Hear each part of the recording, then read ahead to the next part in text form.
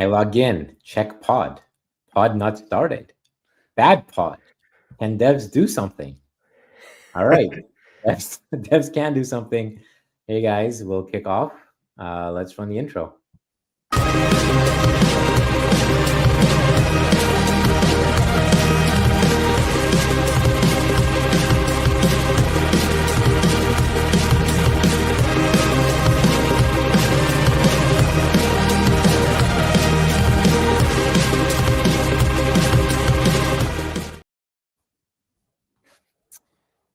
Welcome everybody. We have obviously a great day to go live. Usually, we tried to do one. I think when Bitcoin broke 100K, and today it's blood day. There's the first correction since the election. I think it's been 6 weeks of really like no substantial pullbacks, and I think we had a pretty decent sized one today, especially in alts. Although things are looking a little bit better as we've kicked off the episode. I just checked the Bitcoin price, and it looks like we are bouncing towards 96,000 US dollars. I think we had touched 92. I think, right, guys. Yeah.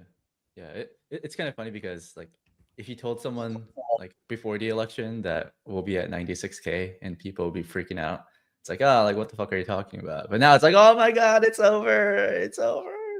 So, it's all about perspective. And I guess, asset selection really matters because some coins are getting absolutely destroyed. Whereas things like the majors are doing okay. My favorite coins are doing fine. So, yeah, pretty crazy stuff out here.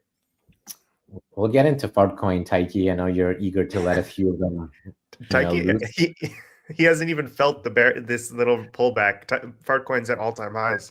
I think. Sorry, guys. I just farted. We'll talk about that. I mean, I admit that I have not even looked into the whole Fartcoin thing, and I don't know much. So Taiki will give us a quick education and see if you can make me, buy the top at 1 billion FTV. We'll see. But in the meantime, let's bring up CoinGecko. Like you guys said, there's been some coins that are relatively doing well and some that are not. I think, unfortunately, we're looking at ETH and Solana both down 15% on the week versus Bitcoin. 5%, not too bad when you have Michael Saylor supporting you. XRP down 9%, same as BNB, so kind of in the middle there for those ones. Unfortunately, Doge just getting taken out to the woodshed, minus 26% on the week, 17% just today, which is just for a top 10 coin. I mean, 17% is it's a huge drop. I'm not exactly sure why compared to everything else. And then I think we have a lot of 9-10%. Ton is holding up okay. Sui as well. Wow. Hyperliquid is up. We do have a few coins up, guys. Hyperliquid having this kind of buyback mechanism seems to be pretty solid. I think the people in the Hyperliquid chat, and you guys remember we had Flood on, who was evangelizing hype. What a god. I'm sure those guys feel great right now. Jordy, I wanted to ask you, like on the note of Bitcoin itself, we have Saylor's blackout period in January. Do you see the market sort of trying to front run that? And the Saylor buys, it feels like, have been propping us up for a while, at least in the short term. Do you think with that reversing, or not reversing, but stopping in January, for some period of time, do you think that could be partially the cause here? Or is it just equities are going down, so crypto's going down more? I think equities are going down, crypto's going down more. I think that's what it is. I don't think it's anything around the Saylor thing. You're right that going into blackout, there are some people waiting for it, but the people that I know, the big funds that are waiting to front run that situation are not short yet. Like, they were all waiting a few more days. They knew that this guy has more firepower. If anything, they were expecting Saylor to accelerate the buys going into the this blackout period and just get like a ton of it ripped through, which is maybe why we're seeing a bounce now as US hours come in. And I do think that those guys will wait until the end of the year before front running this. So for everybody who has kind of been in a cave, obviously we had FOMC a couple of days ago, and Jerome Powell, as I expected, I'm not sure why everyone was surprised, they still cut rates, and they did it in a relatively hawkish way, which is to say that they kind of backed off from promising any future cuts until it was clear that that was the right move. I think the inflation numbers have been creeping up slowly, and that gives them a bit of pause. But we did just get PCE about an hour ago, and that was okay. So I think maybe that's why markets are reacting. We have I love these guys in the chat. Thanks, guys. We have a guy here, Kadekouk, says, my middle name is as expected. Yeah. Oh, man. Listen, it's the first time we're having a pullback since the election. I think there were a lot of pyramid bidders, and a lot of these accounts that I've seen where they just started with like a couple 100K and they ran it up to 10 million by basically like longing their longs and just not having dips. And now I think those accounts are like finally sort of facing the music where they're either liquidated or down 90%. Unfortunately, it's really hard to trade these markets. So I imagine a lot of our audience might not have done great, apart from Taiki's listeners. Taiki, I'm happy like you broke the curse. I was getting so many angry DMs from people like, why are you letting Taiki, top every single market? He's cursing everything. You finally broke the curse. Yeah, no, like okay, so remember when I topped Fartcoin and it went down 65%, like literally Pico top? I got so many angry DMs. Like, I'm not gonna show it because I don't want to dox these people, but like multi-thousand follower accounts saying like, fuck you, like you like ruined this beautiful coin. And I think those guys sold, and they sold their coins directly to me. Okay, I bought their coins. I've also been buying on the way up, like almost every single day. I think Fartcoin is the chosen one. It's the, out of all the assets that exist in crypto, it's the most likely to hit like a Doge style pump. People forget that 4 years ago, December 20th, like 2020, Dogecoin was a $500 million market cap. And by February 2021, it was at 10 billion. By April, by March, by May, it was 80, 90 billion. Name me another coin that's most likely to put in those types of pumps. It's Fartcoin. It's the chosen one. So Taiki, like, okay. See, Dogecoin was like a multi-year-long kind of coin already. This is something that just started, as we can see from the chart, 2 months ago. But I have not been following. I know that it's been in the media, so a lot of normies probably coming in. But can you explain what does this have to do with AI, and what exactly is the actual thing that people are buying? Yeah, so Truth Terminal, we all know Truth Terminal, right? It's associated with GOAT. And Truth Terminal was trained using, or like reading like 4chan, like Reddit, like internet subculture, like forum posts. And it hallucinated Fartcoin before GOAT even existed. I think Andy asked Truth Terminal, like, what's like the best meme coin that would resonate with humans the most? And Truth Terminal said Fartcoin. So, it's a data-driven meme coin, right? Fart jokes are lindy. People find fart jokes funny. Fartcoin is like something like that's some kind of PG-13, but people can still mention it on TV. So Stephen Colbert made a Fartcoin joke yesterday or 2 days ago. And then yesterday, CNBC, some like boomer talked about Fartcoin, right? So it definitely resonates with all these TradFi people. It gets them going. Can you pull up my screen share, Justin? I think Fartcoin has one of the most sound mechanism designs out of all of crypto, where, once Fartcoin pumps, we see people coping about it, like TradFi people. They're like, oh my God, like, why is the Fed cutting rates when Fartcoin is at $1 billion valuation? The beauty of Fartcoin is that the day the Fed cut rates, it hit $1 billion market cap, and the boomers were coping about it. But little do they know that their cope only fuels the Fartcoin pumps of the future. This mechanism design, it's the most reflexive asset. Okay. The name is Memetic, but so there's nothing behind it. It's just like something. No, everybody farts. Like, Jordy, you look like a guy that farts. No, I know. The name is funny. But there is nothing behind it.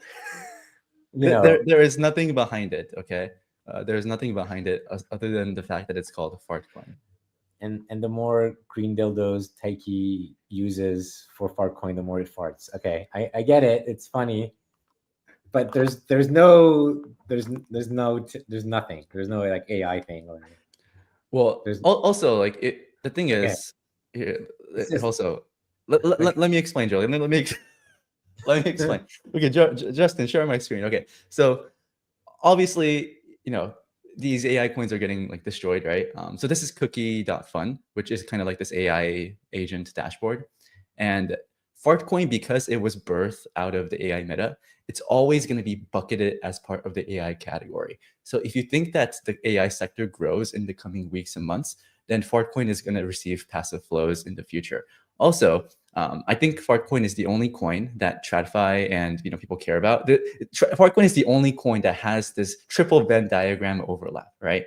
Retail loves it because it's Fartcoin. TradFi hates it. This is what Vitalik was talking about last week. This is the triple point asset right here. Yeah, yo, that's amazing. Wait, this is a triple fart asset. Wait. How do we meme this? Triple fart asset. Asset. Oh no. Okay. All right. I'm not gonna. You're so bullish. You're blind. It's crazy. I mean, I have a little, but Taiki, this is nuts. I mean, you built a whole presentation around this. Justin, no, this is not okay. This is literally like my meme folder. Okay, this is where I create all these memes, like on Google Slides. But like, let me name me one asset that's most likely to put in a Doge type run. Like I said, December 2020, this thing was like at $500 million market cap. This is the most reflexive asset in crypto. This is what SPX 6900 aspired to be. There's also little shades of GameStop, right? It's like the anti-Wall Street movement of like, yo, fuck the boomers, squeeze those shorts. It's like the one coin that gets these boomers going. Like Bob Elliott, he's like, yo, like why are they cutting rates when Fartcoin is going parabolic? It's going to continue happening. So as long as you think we are in a bull market, I think Fartcoin is going to be like an asset that has like the most reflexive property. Okay, I understand. So yeah, go ahead. Well, I wanted to ask you, Taiki, like if you guys remember, we had Murad on the show and then we reflected on it.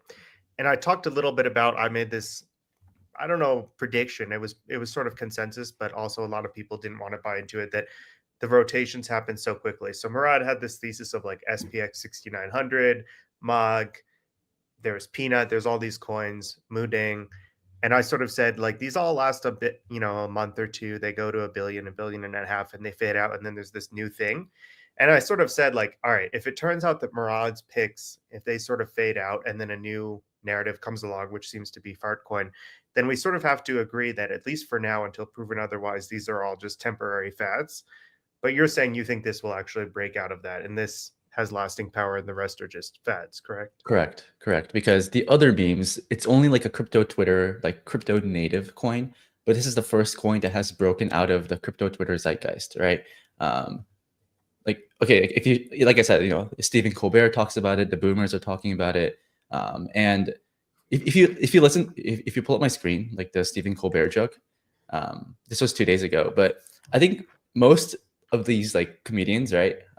They kind of use crypto to make fun of like, oh, like, people bought Bored Apes, like, they're fucking stupid. But Stephen Colbert, like, he just made like a joke. It's like Fartcoin hit $1 billion. I own it, and it's silent but wealthy, right? He cracked a joke. So it's like people aren't really making a joke on. I mean, Fartcoin is a joke, right? But I think if there's anything that's most likely to put in parabolas, it has to be Fartcoin. Like I'm very bullish. It's hard to wrap my head around it, but I mean, I understand being bullish, and it's gone to $1 billion. So your bullishness, or 1.2 now. Do you not think this is already the parabola? Like it's gone to $1 billion. We talked about GOAT before, and Justin and I were, I guess, like a bit less bullish than Taiki was when GOAT was coming out. I think we kind of nailed that one. So we haven't gotten everything correct, but as my middle name says, as expected. As expected. Me and Justin kind of both said that GOAT would, potentially go into the 1.1 to 2 billion range. So exactly what we said. We said it might touch the 1 to 2. And, this is not the chosen. Like, it's fine, but this is not the end all be all. This is not the Bitcoin of, AI meme coins. And I think it's kind of playing out. I mean, it's still at a decent level. You know, when we first started talking about it, it was at the same price. Obviously, it 3x and has kind of come back down. And I think the momentum is squarely out of this. I've been following Truth Terminal for the last couple of months. I read some of the tweets. They were interesting at first. Now it's sort of like talking about, today I'm going to put my penis inside an inflatable doll and put air inside it until just like random pervert kind of stuff, which is kind of lame. Yeah. It's not really a cult. It's sort of like an entertainment thing, but becomes kind of old.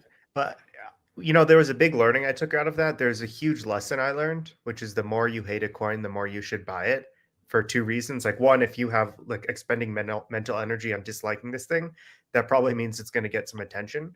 So I actually bought Fartcoin not early, but 2x ago when Taiki mentioned it. And like there is this concept of emotional hedging that I'm trying to lean more into. Like Fartcoin makes me really mad as someone in this space that believes in like the tech and the future of what we're doing and non-state money, etc., decentralized finance.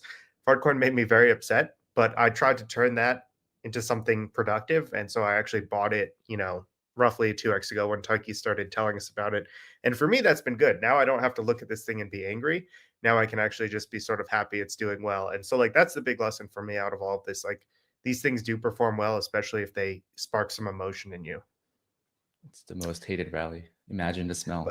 But I mean, Taiki, like I'm pulling up the memes from All Time High that Miles charted out. Like you can see how down all of these are.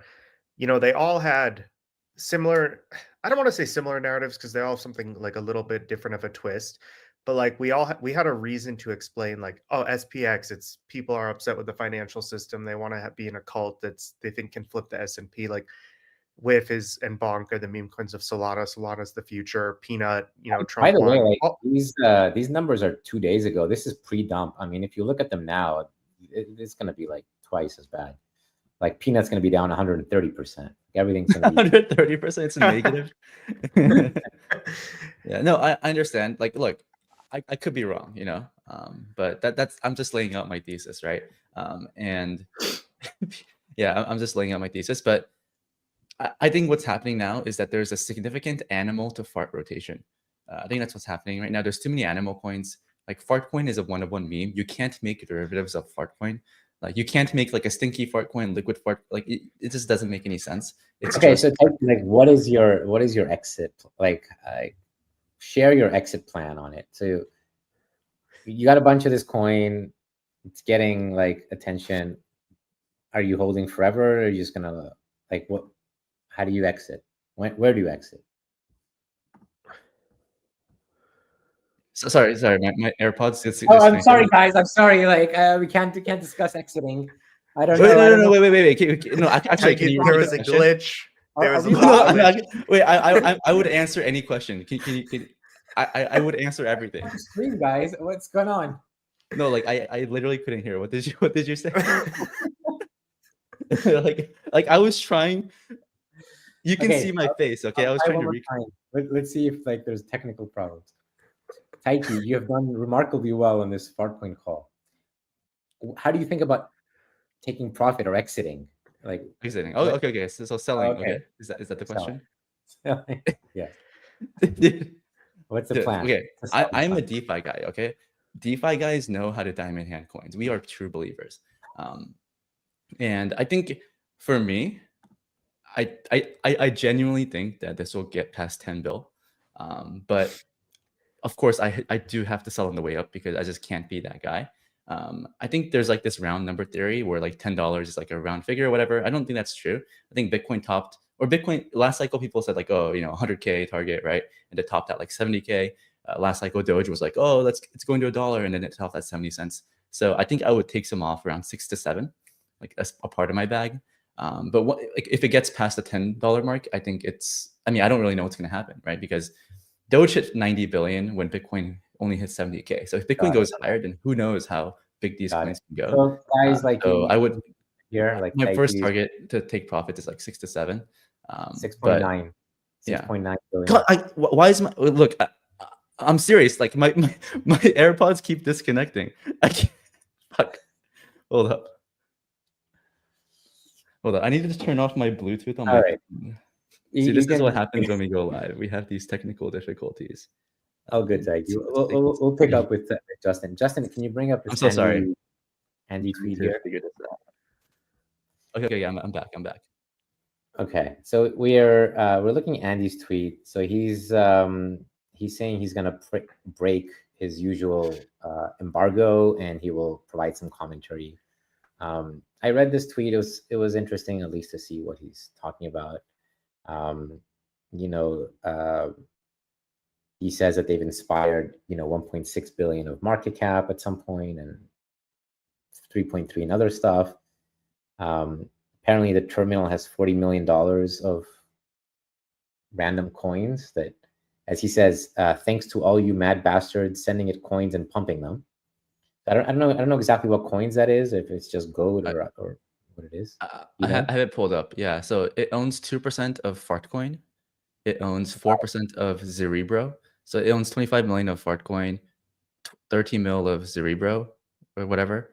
So it has $50 million of, I guess, wealth. I am scared that one day it might sell its Fartcoin. That would be really sad for me. That's one bear case for Fartcoin, is like true terminal. He said that he's trying to make it a nonprofit or something, and governments are not sure how to deal with this because it's obviously like a new thing, like a millionaire AI agent. So they're trying to figure out. He says, this is an interesting part, the second to last paragraph here. One of the things we are interested in exploring is how to ensure that the earliest community members and origin stories remain central to this expanding narrative. I mean, this is kind of like, as I understand it, he's saying, how do we make GOAT like a Bitcoin thing where, it's provenance and it has, value despite the expanding narrative.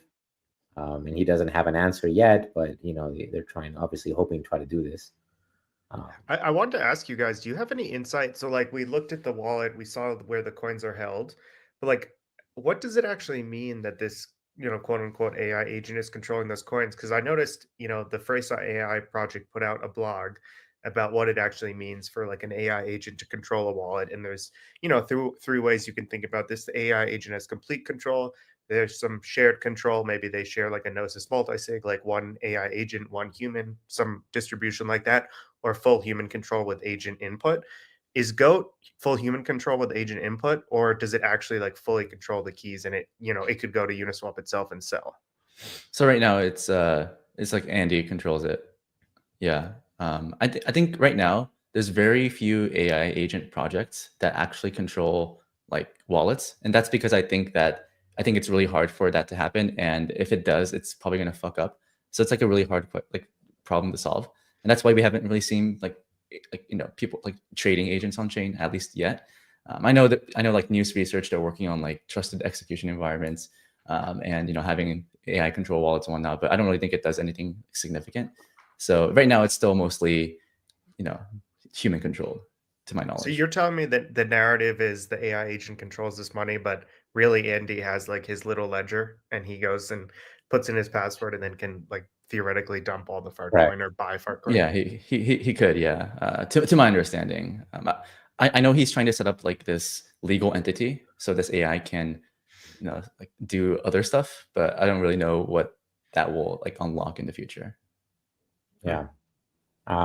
Yeah, correct. It's Andy doing it. I mean, we do have some agents trading. So the Spectral framework is allowing agents to trade on Hyperliquid. They do trade themselves. We made one just to try it out, and we gave it some prompts that, we're pretty chill guys. We're chill guys over here, and it decided to buy ETH because ETH is like a chill thing to buy. So it was buying stuff, and it trades on Hyperliquid. So it does do it. It can control its wallet in that case. Another one that we've talked about, I've kind of mentioned publicly a few times, is Freysa. So this is FAI, one of the base ones that I find is the most interesting experiment. These guys are actually trying to build out the infrastructure that will allow things like fully autonomous agents that have full access to the wallet. So of course they've done a few experiments to show that you can potentially jailbreak these wallets if you get into the AI. So there are things to be done, and they're working on this safety component. We can show a quick tweet here from Crypto with Nick, who summarized a little bit of why this is like a very interesting framework. So he says that they're focusing on building decentralized collective intelligence, and they have all these interactive experiences where people can talk to Freysa, they share memes with her, they try to jailbreak her, try to make her fall in love, like all of these things that have being kind of progressively been moving. And yeah, if you guys are interested, I think this is something that, for transparency, I have been mentioning it publicly since under 10 million, and it's now like at 100. So it's already, I believe kind of 140 is the precise number. Okay. But if you're interested in the category, this is one that I know it's not as funny as Taiki's thing, but I would say like it has a lot of thoughtfulness in terms of the actual roadmap for the tech side of AI agents, and encourage you guys to take a look at this one. Yeah, I mean, the other thing is, like, I've been saying this from the beginning. How are these like dead animals and like the dead stuff supposed to like survive market nuking? Like, we have Peanut, obviously, like dead animal. We have Bowden. Bowden is not dead, but like like he's not going to be president like very soon, right? Like he's done with being in the public eye for the most part. And today, like, somebody was pretty optimistic about the Bowden situation here. I don't know if you guys can. Do you have this this tweet here from Jason? Yep. He says Bowden looks good here, and it does look good today. I don't know. Do you want to bring up the chart on CoinGecko? Just maybe look at this, guys. Today, I mean, Bowden up 27% in one day. So there's hope, but don't look at the market cap, because I seem to remember it being a little bit higher than $2.37 million. Can you put the 1 year chart? Wow. Okay. It picked up like step. I mean, this is like down 99% and then 99%, 99%. And like, this kind of goes to show that a lot of these attention coins that come and go, it's a rush up and then it's a rush down. And then the bleed is just incessant. I mean, who's gonna, I don't know. This looks pretty awful. I know somebody who sold their Pudgy Penguin. Shout out to my buddy out there. Sold this Pudgy Penguin a few months ago to buy Bowden because it looked cheap. Was that you, Jordy? It's not me. It's not me. I still have my Pudgy. I got my 70K airdrop. Wow. But yeah, I'm not sure how the Bowden position is doing. Yeah, somebody in the chat says, Conformist says, Peanut doesn't have IP rights. That is another thing. We're seeing like lawsuits and stuff going on. I think the Peanut guy is trying to sue Binance, and Binance moved the Peanut token into like the alpha, or into like the sandbox trading instead of in like the main trading. So it seems like maybe the IP makes it even worse, I guess. Yeah, I mean, I see all your points, right? I'm also reading a chat, and there's like, oh yeah, like Taiki's thesis is that it pumps, so he's bullish. I mean, yeah, I get it, right? I mean, once these things lose relevance, it goes to zero, as it should. They're not backed by anything, but all these things are reflexive, and it's up to the trader / investor to figure out how reflexive these things can get, how much attention can these things capture, and like a month ago, I thought GOAT was going to hit like $5 or something, but then it got flipped and I sold out of everything, and now I'm like Omega concentrated in Fartcoin. So like we have to be really nimble with the markets, because this market is like really brutal. Can I ask you guys? Maybe I'm just getting some confirmation bias here, but Mugen Power says Sol meme thesis is dead, and I'm curious to hear what you guys think of that. Like, there was Solana had like this like a single customer problem where like Pump.Fun accounted for almost all the volume and interest in Solana, and like a lot of people were making a lot of money and losing a lot of money on Pump Fun, and that was sort of the narrative. But I have seen some stats that like Pump Fun new coins graduating is down like 50% from the high, et cetera, et cetera. Clearly, we're hearing less about pump fund. We're hearing a lot about AI agents. There's a lot of activity on base. Do you guys think that's like a huge headwind for Solana, especially with like the trading going to hyper liquid? Or do you think it's just, ebbs and flows? I think it's, if I can answer for, I think it's mostly ebbs and flows. I think most of the AI innovation is happening on Solana. I know there's stuff happening on base, but the majority of holy, Tim is mad. But anyways, I think most of the AI innovation is happening on Solana.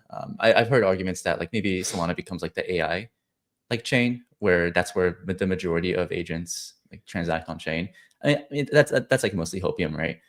But like I do think, I mean, people have been calling memes like to die for like this entire cycle, but they keep coming back. So I think it's just like massive rotations and ebbs and flows.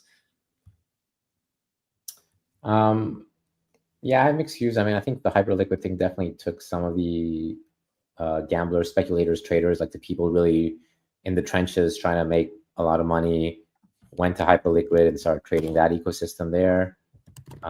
That's taken a little bit out of it. Obviously, just a natural exhaustion of markets. The fees are so high. I think on the Hawk2a coin, they put like 15% fees, something like that. Oh, like, wow. At some point, like the trading fees and like just the slippage of all these things and the MEVs and everything, everyone's extracting, the terminals are extracting. It's pretty high. So when there's not a hot ball of money coming, you can kind of feel it. So we'll see. Obviously, like, Pudgy just had a very successful launch on Solana. They launched at over $2 billion. I think that's quite successful. I mean, the Milady's coin is on ETH and it's quite a bit lower right now. We'll see. Yeah, I put out this tweet that actually, had quite a bit of engagement. All this yapping just for Sol ETH to be flat since December of last year, and like obviously I'm cherry picking a little because like if you look at the top of December and to where we are now, it's flat, and it's mostly traded around where it's at, even though there's been all this hype and interest in Solana, and it's been really interesting to see. I mean, like Solana was like the best thing since sliced bread, and now like you really don't hear much about it. It seems like a lot of that energy has gone to Hyperliquid. And I'm like really looking at this to see what happens next year. And I think my thesis now is more forming around Sol and ETH are probably both laggards and maybe perform like relatively similar to each other. And then the alt L1 trade with the hot new L1s and to some extent L2s with Mega ETH coming next year, like take the wind out of their sails because there is always a better, faster chain. And that's the huge bear case for Solana, right? Yeah. And also if you look up Sol BTC in the weekly, this has been mentioned before, but it kind of looks like ETH BTC, like from last cycle. If you kind of zoom out, it really does look like ETH BTC, right? It even looks closer if you put it in the log chart. I don't have a strong view of like whether Solana outperforms Bitcoin, or like I'm not trying to like make that prediction, but it is pretty interesting that if you put it into the logarithmic, I mean that looks like a carbon copy of the ETH BTC chart, right? And then before ETH BTC broke down, all the ETH maxis were saying, "Oh, like this is the buying opportunity of a lifetime," and then it was just like went down 50%. So like maybe still saying that though, Taiki. The ETH maxis are still saying that. Let's look at a few more coins. We have some in the chat and some I want to look at. Somebody mentioned Tia. What do you think? He says, "What do you think about Tia? Will it ever come back?" There are some coins out of the majors that are back to their election levels. We have Tia here under $5, which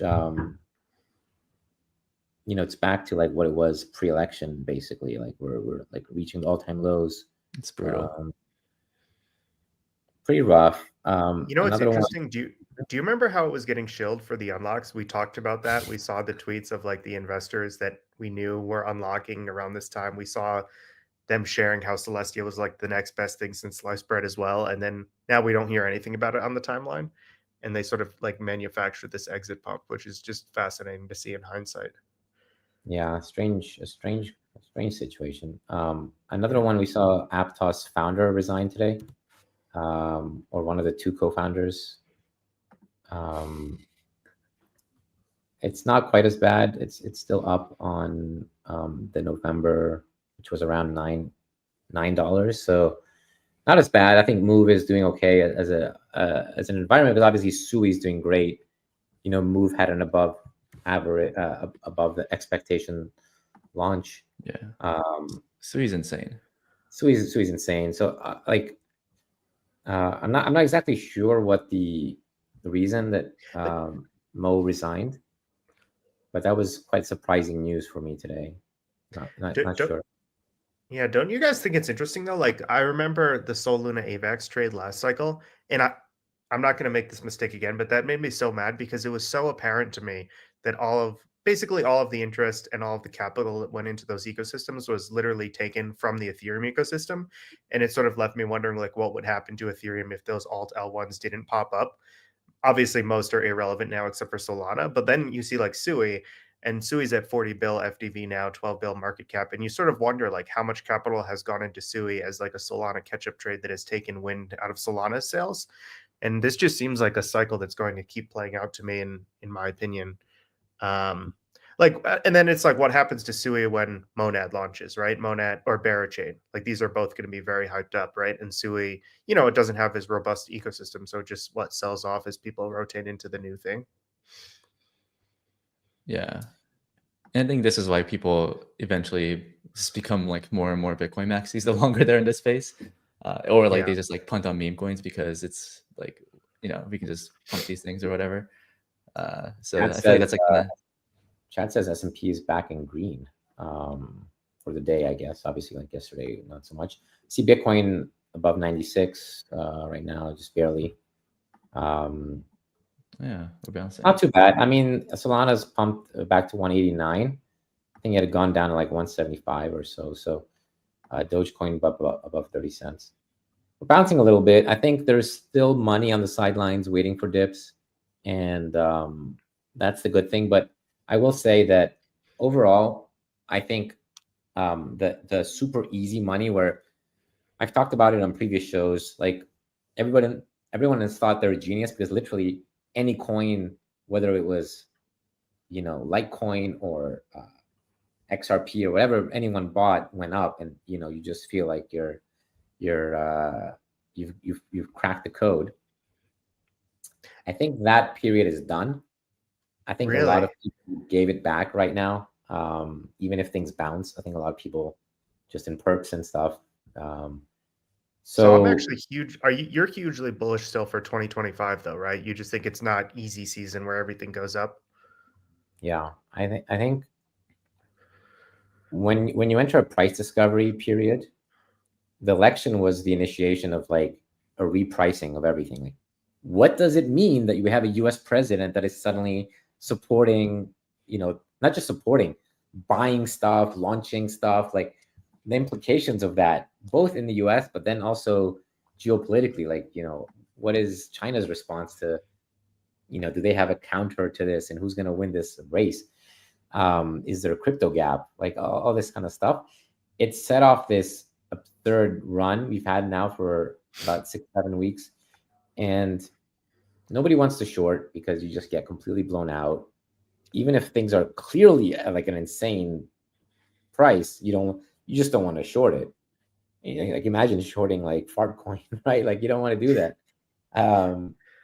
So I think now we're finally falling into what as like a more logical trader I find to be like much more comfortable, which is we're going to be in a range where things kind of start to have more normal movements, and hopefully there's some dispersion between things that are good and not good. I've talked in the past about the huge misallocation of capital and the huge problem we have in the space of allocating capital to the wrong things. And hopefully this is the beginning of just a healthy, but not going into bear market. It's just like a sort of a healthy correction. Yeah, but like that's been like the story of the cycle, right? You can't just there's too many coins, so you can't just like throw a dart on the wall and have it go up. I guess post-election everything just kind of went up, but I guess we're kind of seeing the weak coins just retrace everything, the strong coins like 2x higher or like whatever. Yeah, I definitely did not expect Trump or like World Liberty to like start buying DeFi coins. That was not in the bingo card. I think it bought like Yeah, Aave and some of the stuff they've been buying. I mean, obviously, like some huge pumps, and I saw copycat traders. I don't know if they're related to Trump or whatever. They just saw what they're buying, but I saw like somebody was buying a ton of ENA and then moving it off of Binance, stuff like this. The funding rate is also super interesting on these coins. They, a lot of them have unlocks, unlike Aave. I think ENA, Ondo, a few of these other coins have very negative funding rates because there are unlocks coming, and as we've seen with Celestia, in that sort of month or months leading in, there's a good amount of hedging going on. And okay, this is the funding heat map. Okay, yeah, it looks like Jordy, I think you shared with us. It's actually good when you see like is relatively good when funding goes very negative, which means a lot of the selling is sort of going to get priced in before the event. That's true, right? Yeah, I mean, you have to look at the open interest and understand like, how much it is. I mean, obviously there's coins where the unlock is so big that the open interest can't even cover them, but it means that there's some activity going on for sure. I think if you have spot coins of ENA or Ondo, it makes sense to sell the spot and then buy the perp because you're just getting paid every single window. You're getting paid funding. I think ENA does have some staking rewards, so you have to compare the funding versus the staking, which one's higher. But if we're looking at these blue numbers here, it looks like the funding's over 100% APR. So I think it makes sense even for ENA holders to rotate into perps at this level. Maybe just to explain it, if anyone's unfamiliar, this means basically you get paid 192% or so right now for logging ENA on perps, which is nuts, with just 1x leverage, correct? Correct, yeah. So it's pretty crazy. It's interesting if you look at the timing here, around the middle of the month, or sorry, start of December, we have a week where a lot of yellow and a lot of orange, which means that the basis was incredibly good. This was when Bitcoin and everything was like at 10 bips a window, which translates into about 150% APR. It looks like even some of these coins like HBAR were trading super high. That's gone since December 9th. Like we lost all funding, and it took another 10 days before we got the market nuke. So a little bit interesting. Like maybe we'll see this in the future where first part is like the funding rebalances back to normal from like the initial liquidation, but then there's still a bit of a time gap. I think from a trading perspective, it's an interesting. And I wanted to ask you, I'm in a lot of group chats where people are always talking about the funding, like, oh, funding's super high now, like maybe we're getting toppy, etc. Do you look at this at all to sort of guide your thoughts? Like when funding gets very high, are you, do you start to consider taking profits, or do you just, look at it as an ebb and flow thing? The market gets hot via funding and cools off via funding. Generally, I think the type of participants that are looking to long perps rather than, the Koreans because they buy spot on Upbit, or, Coinbase buyers, or Robinhood buyers are just buying spot. It's a different group, and the mental framework I have now to try to understand the market is there's 6 or 7 kind of distinct type of categories. Obviously, you have the crypto natives, you have the Koreans, you have the kind of TikTok, Robinhood people, you have the institutions buying through Coinbase, and each of them are buying different coins, and they're coming in at different times. They have different amounts of money. And the only way I've ever been able to make sense of the overall market flows that we're seeing is just sort of trying to look at them in isolation and like see which one's heating up. Like, oh, like all of these coins are heating up because this is where the money's coming from. I'm still like surprised sometimes, so it's not perfect. I remember when I was trading interest rates for many years, like from a macro standpoint, and every like 6 months something will surprise you, and you'll have to like add it to your mental model. Like, oh, okay, like equities obviously matter, and then at some point you're like, oh, oil matters because if oil goes up, inflation is eventually going to go up, which will eventually force the Fed to raise rates. Like all these like indirect things you have to do. And crypto is even more complicated. Like trying to understand why, you know, a specific token goes up, you really have to look at all the fundamental kind of like money flows. So yeah. Before we get into pasta, I have 4 or so starred questions from the audience if we want to take a few audience questions. Let's do some audience questions.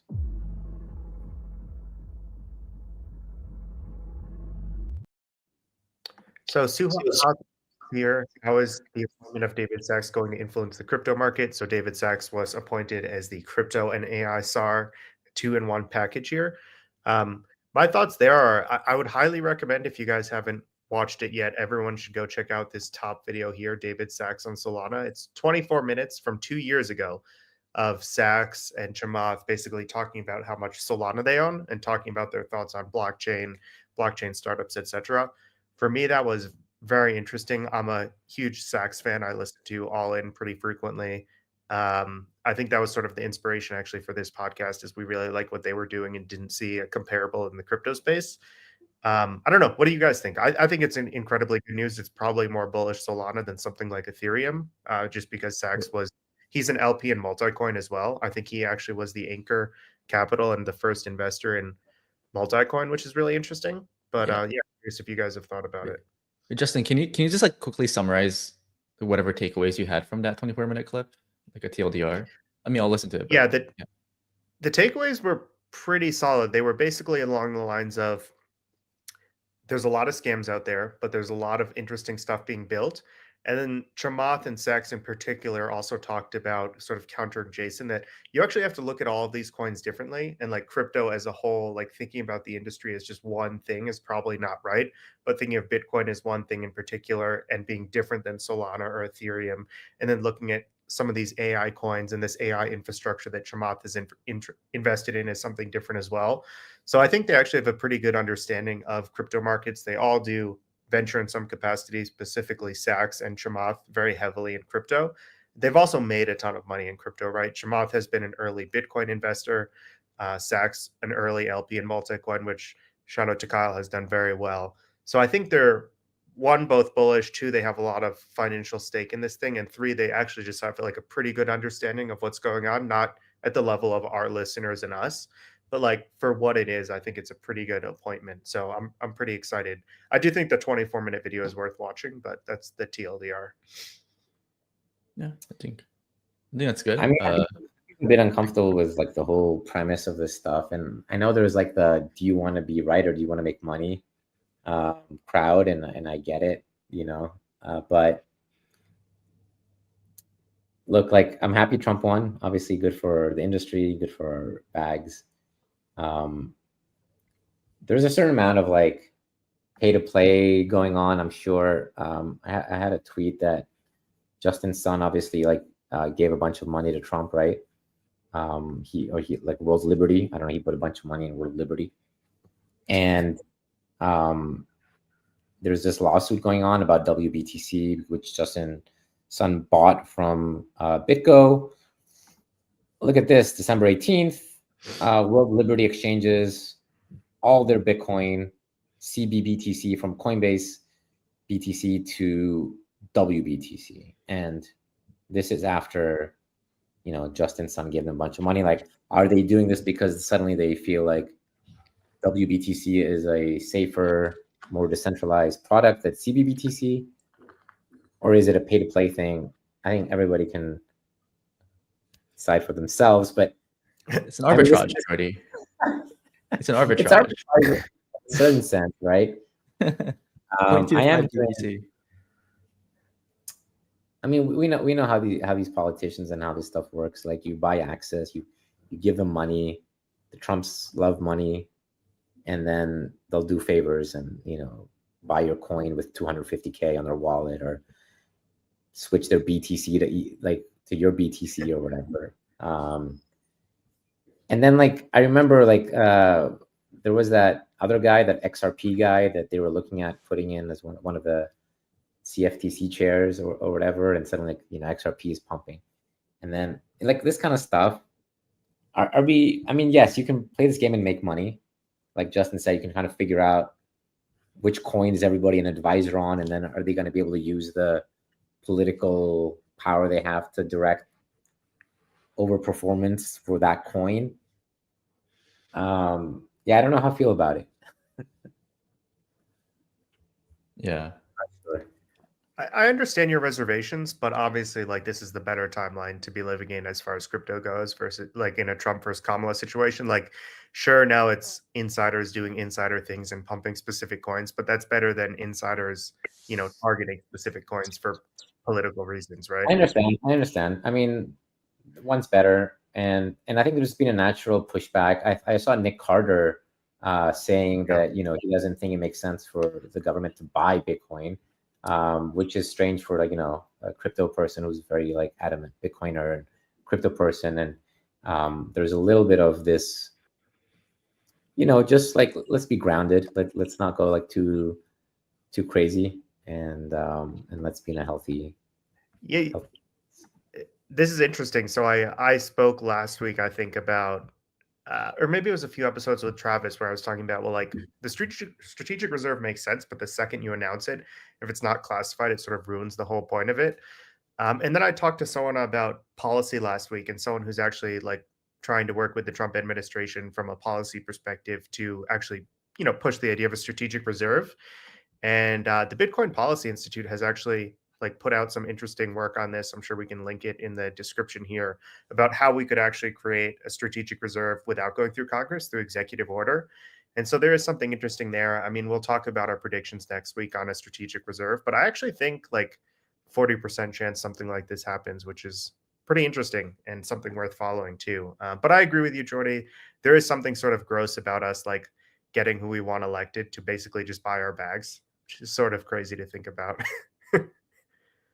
I mean, ultimately, I don't know if it matters. Like theoretically, if you're looking at a DYDX versus a Hyperliquid versus Vertex versus Drift, like at some point the market forces have to play. I mean, I don't know. Maybe I'm wrong. Maybe it'll just get determined by who is the CFTC head, and then it matters. But I have to imagine, like, it's not sustainable. Yeah. Any other questions? Yeah. On the note of Bitcoin and sort of like the strategic reserve there, everything happening. Benjamin asks thoughts on BTC dominance versus alts. Recently hit 60%. If we pull up the chart here, it did wick to 60%. It looks like it's about 59% now. What do you guys think? Do you guys think top is in? Top is still like about 62%? Or could we really just have like a Bitcoin dominance cycle next year with the narrative continuing to be mostly favorable towards Bitcoin? Yeah. If you zoom out and you look at Q4 2020, it kind of looks similar where, it kind of dumped and it's like, okay, alt season. And then it just like had like the last parabola around Q4. So something like that, I think is possible. But I feel like, this podcast, we've been calling for BTC bottom for like the past year. So I don't really have an edge predicting these things. But, I own Bitcoin, I think it's something I want to own. I don't have a strong view, but I do think alts outperform like post-election if you take like a 12-month outlook. So yeah. I mean, there's no Sailor for alts, and he's been a single just overpowering force on the Bitcoin market. It's not sustainable. I think there's been a lot of great analysis on these convertible bonds, and at some point, the volatility goes down and people stop buying them, and that sort of ends the party. I saw his cost basis on the Bitcoin is rising rapidly. It's sort of like $62,000 now, and I guess will keep increasing as he's sort of buying the tops over the next few days. I don't know what happens if we get a dip below his cost basis. Like, he keeps buying at 100, 110, and then his cost basis goes to 80, and then we dip to like 78. I'm not saying he's going to get liquidated. I understand the structure of his raises are not going to get liquidated, but it's not going to be a good look. So yeah, BTC dominance, I think, is at a reasonable level. Probably comes back down a little bit once Sailor runs out of bullets, right? Yeah, I still think like asset selection is key. I was looking at the chat, and apparently Hyperliquid has just hit an all-time high. So if you can pull up my screenshot, it just look at that green dildo. That's insane. So it's like strong assets will continue being strong. But I'm not sure if Bitcoin dominance is even like a crazy metric anymore, because if you're longing strong assets, it just doesn't matter, right? I also think, I mean, we talk about BTC dominance, but really it's like also mostly a proxy for ETH BTC, right? Like ETH is the largest alt. It's underperformed by 50% relative to Bitcoin, and that's been most of the tailwind for dominance. It looks like we have one last question here for Jordy from Jacob. So Jacob says, Jordy, any idea on Fed, FOMC, Trump going into 2025? You talked about this a little, but how do you think, Trump's going to impact that? Is he going to try to strong arm the Fed? How are you thinking about this? Yeah, I've talked about this, and I'm even more certain after seeing Powell. There will be a big public spat between Trump and Jerome next year. I think Powell has 18 months left. His term ends in mid-26 or so. He's not going to care around. He's going to care about his legacy. He does not give an F about, the Trump politics and what Trump asks him to do or whatever. He literally has no incentive. He's just going to want to do things properly in his mind. I'm not saying he's going to be correct, but he's going to be driven by legacy. And you have two people where Trump is going to want to just pump stuff, and Powell is going to want to keep inflation low and preserve his legacy. Those will come to a head very aggressively. I think that's a certainty. The stuff that I'm less certain about is what happens to the Doge thing. I saw Trump, is letting Vivek and Elon kind of do their thing, but from what I understand, they're not going to be able to cut defense spending, and they're just finding some. I'm curious to see what happens there. I see a lot of optimism that Elon's just a wizard at this, and he's going to find stuff, but I think that's going to determine if we get finally a bit more of a balanced budget, so to speak. I'm not very optimistic personally. I know other people are, so we'll wait and see. But yeah, FOMC wise, I don't think we're going to get many more rate cuts. I think they're going to pause, and it's going to cause a lot of dispute. Nice, cool. Should we go to pasta? Yeah. Yeah.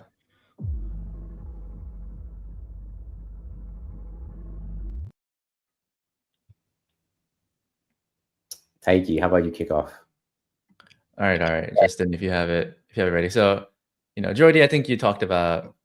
Oh, sorry, no, Jordy, I think you talked about, why did Mo, right, the founder of Aptos, leave? He kind of wrote this essay of I've been working really hard on Aptos. I'm really excited to just pass the torch, and I'm really excited to see what the team does. But the question is why did he leave? Why did he leave, right? If this is the beginning of the golden bull market.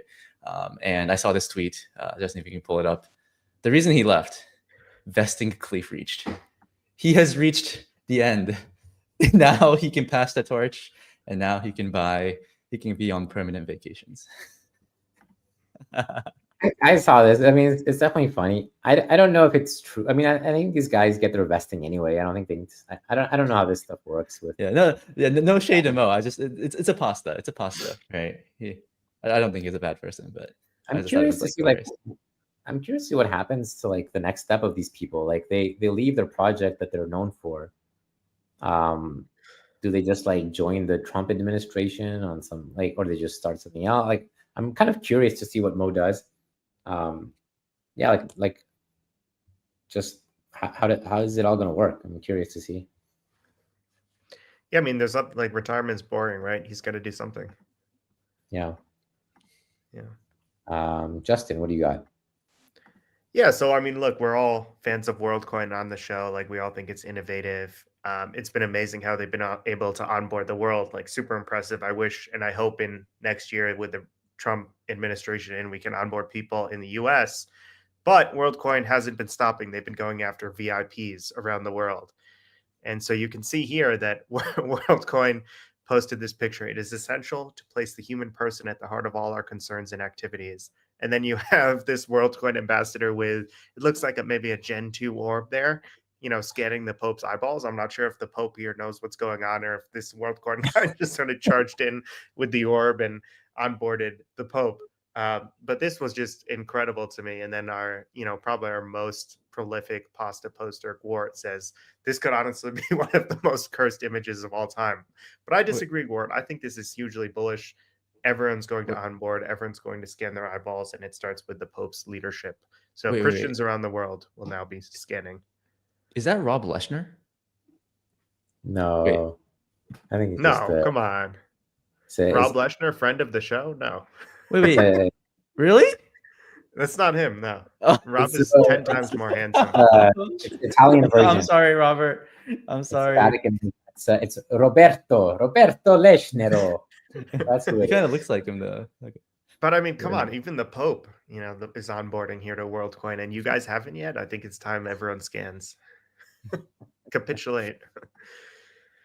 All right, guys, I have my pasta. Before we go there, let me just say that we are close to 10,000 subscribers. If you can give us a like and subscribe, please, that would be great. 10K by 2025 is the goal, guys. Please, like I am. We're putting ourselves out here. 10,000, please.